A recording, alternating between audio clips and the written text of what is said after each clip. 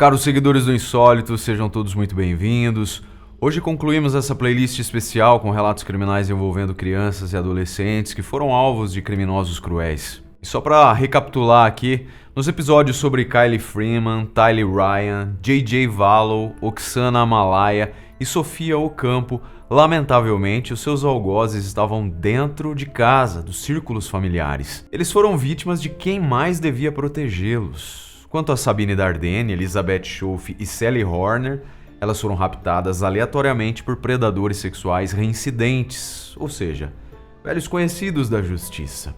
Além disso, a história dessas três adolescentes possui outro ponto em comum, pois elas foram mais inteligentes que seus sequestradores e desenvolveram estratégias de sobrevivência que, por fim, levaram seus abusadores à prisão. E só para finalizar essa breve retrospectiva, em 2 relatos vimos que foram ignoradas as denúncias de maus tratos, que alertavam que as vidas das crianças corriam perigo. Como consequência dessa negligência criminosa, os irmãos Vallow e a pequena Sofia foram assassinados. Hoje trazemos um True Crime de 2003 que mudou para sempre o conceito de perigo, quando Toby Studebaker, um fuzileiro naval norte-americano, se tornou o primeiro pedófilo do mundo a utilizar a internet para atrair e sequestrar uma vítima. Sou o Marcos e antes de prosseguir com a história, eu peço que você verifique sua inscrição no canal, deixe um comentário para ajudar no engajamento, me marque também nas redes sociais, @oinsólito, vamos trocar essa ideia por lá também. Se puder, entre para o nosso clube de membros. Fechados? Recados dados, vamos aos fatos.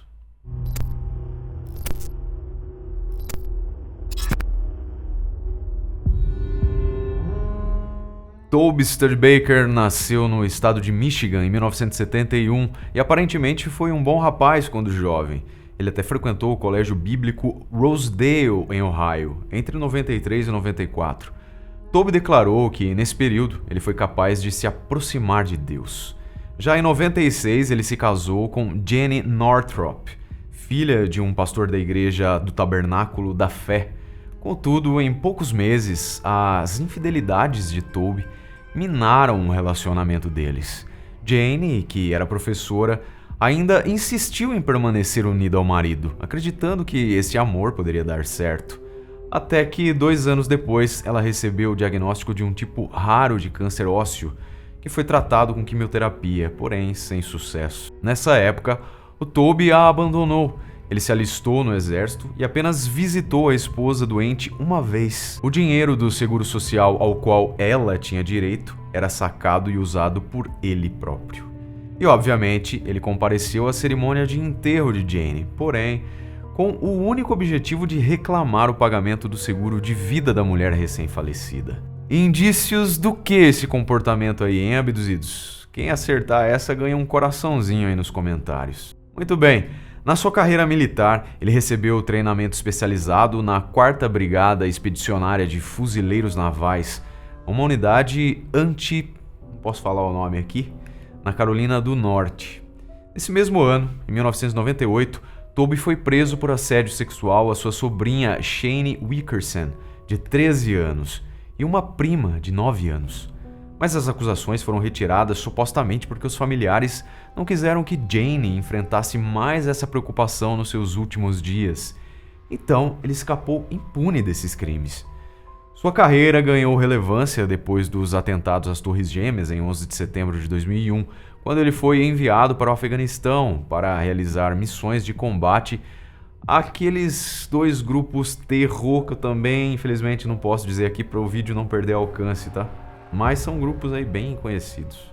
Muito bem, abduzidos, então agora saltamos para 2002, quando em uma sala de bate-papo da Neopets, um site infantil, o fuzileiro naval de 30 anos de idade perguntou a Siobhan Pennington, uma menina inglesa de 10 anos, apesar de ela supostamente dizer que era bem mais velha, se ela gostava de conversar. A partir desse dia, se desenvolveu uma sólida amizade entre os dois. Posteriormente, a garota relatou que ela nunca pensou nele como um possível namorado, apenas como um confidente divertido e sempre à disposição para escutá-la. Eles conversaram durante 1 ano, trocaram fotos, endereços de e-mails e mais tarde, número de telefone. Absolutamente tudo que ela não deveria fazer.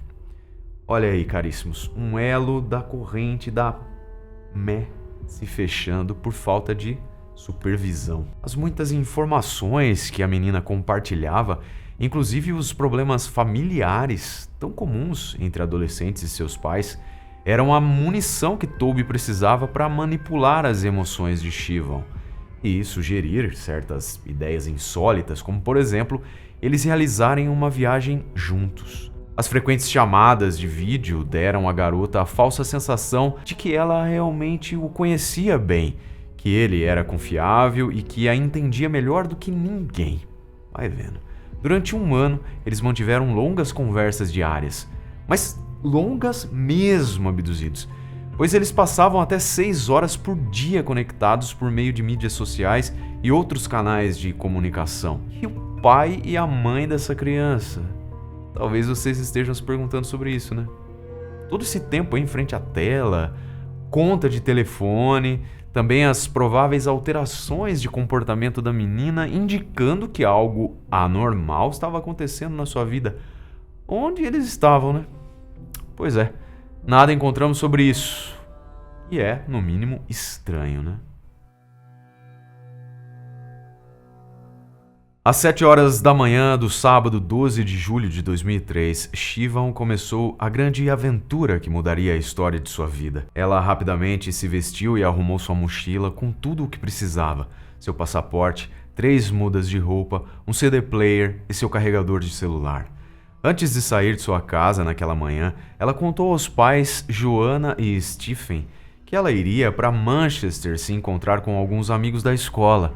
A programação do dia era eles fazerem compras. Assim, com essa história em mente, os pais da menina demoraram muitas horas para se preocuparem com a ausência da filha e perceberem que algo estranho estava acontecendo. Mas também, né, depois de tudo que a menina viveu com o cara conversando praticamente o dia inteiro com ele, eles não perceberam, vão perceber isso. Na verdade, a garota, que tinha algum dinheiro em mãos, pegou um táxi para o aeroporto de Manchester. Seria ali que ela se encontraria com seu melhor amigo, o Toby. O plano era, na sequência, viajarem juntos para Paris. Na cabecinha oca da menina, Toby a estava salvando da sua vida monótona e miserável, cheia de regras e limitações, para juntos viverem uma divertida aventura. Mano, olha o perigo, velho. Por outro lado, o nosso fuzileiro naval, de 31 anos já, viajou dos Estados Unidos para a Holanda e dali para Manchester, no Reino Unido, com um único objetivo em mente: de raptar Shivam. Anteriormente, ele perguntou o número dos documentos dela, para comprar, as passagens aéreas. Com tudo planejado, o Toby mentiu para o irmão, um tal Léo, que essa viagem seria para conhecer pessoalmente uma garota de 19 anos por quem ele estava apaixonado. O fuzileiro até mesmo compartilhou com sua família os seus futuros planos de casamento e filhos. Quando Toby e Shivam se encontraram, ele estava usando uma camiseta de uma banda musical que a menina gostava. Segundo ela, o amigo lhe pareceu fofinho. Eles tomaram café e conversaram, alegres de terem enfim se conhecido pessoalmente. Ela nunca sentiu medo dele ou duvidou das suas intenções. Como previamente combinado, eles embarcaram para Paris. Toby segurou amigavelmente a mão de Shivam durante toda a viagem porque ela estava com medo de voar. Eles foram para um hotel na capital francesa, onde ficaram 2 dias. A menina achou o local feio e decadente, mas mesmo assim, ela estava empolgada com a cidade. Os dois passearam, foram em lojas, lancharam e riram juntos durante o dia. Mas nessa primeira noite, Toby embebedou Shivam com vodka e a violentou. A garota embriagada nem entendeu exatamente o que estava acontecendo. E segundo ela, no dia seguinte, ela fez de conta que nada tinha ocorrido e Toby não falou nada também da noite anterior e se comportou normalmente. Enquanto isso, somente no sábado à noite, os pais dela reconheceram que a menina tinha desaparecido e então comunicaram esse fato à polícia. A investigação, se iniciou no quarto dela, que apesar de ter uma decoração infantil, guardava segredos de uma mulher adulta. Foram rapidamente encontrados nos pertences e nos arquivos de computador provas dessa amizade bizarra e o planejamento de fuga. Assim começou uma caçada internacional aos dois, expondo seus rostos em noticiários de vários países, classificando Toby como pedófilo e sequestrador, mesmo que aparentemente Siobhan não tivesse sido levada à força. Após os dias em Paris, Toby e Siobhan seguiram de trem para a cidade de Estrasburgo, ainda em território francês, onde ficaram em um hotel. Quando ligaram a televisão, eles ficaram chocados, ao descobrirem que eles estavam nas manchetes da CNN, sendo procurados pela polícia. Mas Toby começou a rir e tratou tudo aquilo como uma grande piada. Ambos passaram tintura nos cabelos para mudarem a aparência e não serem reconhecidos. Depois deram continuidade à programação turística na França e ninguém os aborreceu.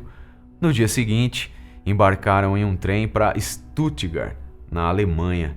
Porém, as notícias sobre o rapto da menina inglesa continuavam a ser divulgadas e Toby ficou preocupado. Após telefonar para o seu irmão nos Estados Unidos e ouvir os conselhos dele, o homem mandou Siobhan ligar para os pais dela na Inglaterra para informá-los, de que estava tudo bem. A menina fez isso, mas se negou a dizer onde ela estava, mesmo que sua mãe, Joanna Pennington, implorasse por essa informação e para que a filha voltasse para casa. Segundo a garota, foi nesse momento que ela compreendeu o tamanho do problema que eles haviam criado e quais as consequências dessa aventura para o seu amigo. Naquela noite, eles assistiram a todos os noticiários da televisão madrugada dentro. Toby queria continuar a fugir, mas a garota já falava em voltar para casa. Assim, eles discutiram, acusando-se mutuamente pelo plano maluco da viagem. Véi, dá pra acreditar numa doideira dessa?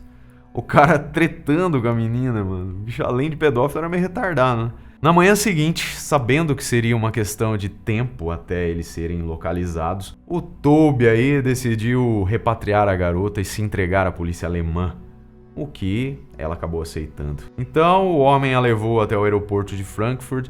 Na despedida, antes de Siobhan embarcar em um voo para Manchester, ela apenas o abraçou calada, mas Toby disse que a amava e perguntou se ela esperaria por ele. Depois, ele se encaminhou a uma delegacia de polícia local e se apresentou. Outras versões apontam ainda que ele foi identificado e preso por policiais alemães que estavam ali em uma ação de cooperação com as autoridades inglesas. A aventura, se é que podemos dizer assim, havia terminado. Em Manchester, tanto os pais quanto os policiais esperavam por Siobhan e pelas muitas explicações que ela agora precisava fornecer. Nos anos posteriores, no processo de cura emocional de Siobhan, foi preciso que ela reconhecesse que quase tudo que ela ouviu da boca do seu raptor era mentira. Por exemplo, quando Toby soube que a menina com seus 10, 11 anos de idade era hostilizada na escola pela sua aparência e gosto musical, ele disse que a considerava muito bonita, ao passo que ele mesmo se apresentou como um viúvo solitário e depressivo que costumava se cortar para aliviar suas dores. Toby também afirmou que esperaria ela crescer para que um dia eles pudessem se casar. As supostas semelhanças na maneira deles pensarem sobre muitos assuntos foram criando na cabecinha de Siobhan a ideia de que ele era sua alma gêmea. Por isso, ela poderia compartilhar todos os seus pensamentos com esse homem desconhecido que tinha 2 vezes a idade dela. Ou seja, ela simplesmente ignorou todas as normas de segurança supostamente ensinadas pelos seus pais em relação ao contato com estranhos. Por mais descolada que ela fosse, ainda era uma criança, incapaz de reconhecer que Toby mentia e falava aquilo que ela queria ouvir para assim ganhar a sua confiança. Naquele tempo, ela teve certeza de que seus pais ficariam aliviados se ela desaparecesse de casa e que apenas seu amigo virtual realmente se importava com ela. Mais tarde, ela ainda negou que tinha sofrido abusos sexuais, pois ela queria proteger o Toby. Foi sua mãe que pacientemente a convenceu a falar a verdade aos investigadores. Também a fez compreender a dimensão das ações criminosas daquele homem. Toby Studebaker, ao ser preso em Frankfurt, Alemanha, foi extraditado para o Reino Unido, onde ele cumpriu 4 anos de prisão por sequestro e crimes sexuais em relação a uma menor de idade. Posteriormente, ele foi enviado para o seu país natal, onde respondeu outros processos, incluindo posse de pornografia infantil e transportar uma criança através das fronteiras internacionais para a exploração sexual. Crimes que lhe renderam mais 11 anos de cadeia. E vejam só, sabe-se que durante meses, mesmo preso, ele continuou a enviar mensagens e presentes para Shivam, contando com a ajuda de outros detentos ali da cadeia. Atualmente, o homem vive uma vida medíocre, morando em um trailer sujo em Michigan, conforme um jornalista do The Sun que tentou entrevistá-lo. A pequena comunidade local, que não passa de 8.000 habitantes, acredita que o ex-fuzileiro naval é um herói de guerra e nem suspeita que ele é, na verdade, um delinquente sexual fichado e que já cumpriu pena pelos seus crimes de pedofilia. Quando retornou para casa, a vida de Shivam foi bem complicada. Dentro dela se misturavam os sentimentos de preocupação sincera com o bem-estar de seu abusador, o sentimento de culpa por tê-lo incriminado e o mal-estar de fazer seus pais passarem por tudo aquilo. A história do rapto provocou uma superexposição da sua vida, que foi virada do avesso. Sua irmã mais velha costumava dizer que Shivam apenas queria ser o centro das atenções da família. Colegas de escola se afastaram definitivamente dela. Muitas vezes ela ouvia que deveria voltar para a França. Seu desempenho escolar foi afetado, ela ficou longos períodos ausentes das aulas. Perto dos seus 15 anos, ela recebeu um diagnóstico de depressão e síndrome do pânico e precisou administrar os sintomas e tratamentos médicos. Sua personalidade se transformou e ela é atualmente bastante introvertida e antissocial. Na época, ela foi proibida de ter acesso à internet e parece que ela baniu de vez a tecnologia da sua vida. Ela começou a cursar uma faculdade, mas acabou desistindo. Ela continuou a morar com seus pais, não buscando a própria independência. E como mencionamos lá no início, o Toby Studebaker foi reconhecido como um divisor de águas na história da criminalidade, pois ele foi o primeiro pedófilo da internet. Pais do mundo todo, então, e não apenas os britânicos, despertaram para os perigos ocultos que espreitam as crianças na internet. As salas de bate-papo, as inúmeras plataformas que possibilitam as interações sociais se mostraram como verdadeiras portas abertas para pervertidos sexuais de várias espécies entrarem na suposta segurança das nossas casas e assediarem nossas crianças e adolescentes, em certos casos até a morte. Shivam Pennington, de maneira diferente das demais vítimas relatadas nessa playlist, acompanhou espontaneamente o seu agressor. Então, a pergunta que ela faz diariamente para si mesma é: que tipo de vida eu teria hoje se não tivesse conhecido Toby? Aos insólitos seguidores do canal ficam duas recomendações. Muita atenção às crianças e adolescentes em relação ao contato com estranhos reais ou virtuais. E não se cale diante da suspeita de maus tratos. Denuncie. Talvez você seja a última esperança de salvar aquela vida. Assim encerramos essa playlist especial, espero que vocês tenham gostado. Deixe seu feedback aí nos comentários, super importante pra gente, fechado? Obrigado pela sua companhia, até o próximo episódio.